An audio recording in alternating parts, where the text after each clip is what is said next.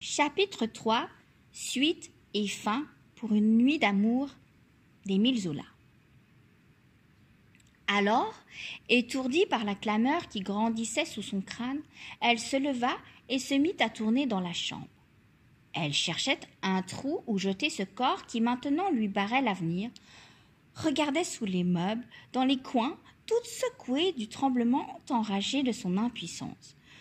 Non, il n'y avait pas de trou, l'alcôve n'était pas assez profonde, les armoires étaient trop étroites, la chambre tout entière lui refusait une aide. Et c'était là pourtant qu'ils avaient caché leur baiser. Il entrait avec son petit bruit de chat vicieux et partait de même. Jamais elle n'aurait cru qu'il pouvait devenir si lourd. Thérèse piétinait encore, battait toujours la chambre avec la folie dansante d'une bête traquée lorsqu'elle crut avoir une inspiration.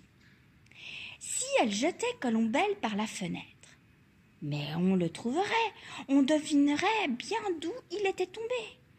Cependant, elle avait soulevé le rideau pour regarder la rue, et tout d'un coup, elle aperçut le jeune homme d'en face, l'imbécile qui jouait de la flûte, accoudé à sa fenêtre, avec son air de chien soumis.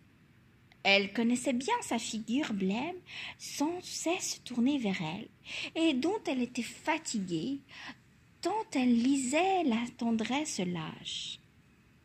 La vue de Julien, si humble et si aimant, l'arrêta net. Un sourire éclaira son visage pâle. Le salut était là. L'imbécile d'en face l'aimait d'une tendresse de dogue enchaîné qui lui obéirait jusqu'au cri. D'ailleurs, elle le récompenserait de tout son cœur, de toute sa chair. Elle ne l'avait pas aimé parce qu'il était trop doux. Mais elle l'aimerait, l'achèterait à jamais par le don loyal de son corps, s'il toucha au sang pour elle. Ses lèvres rouges eurent un petit battement, comme à la saveur d'un amour épouvanté dont l'inconnu l'attirait.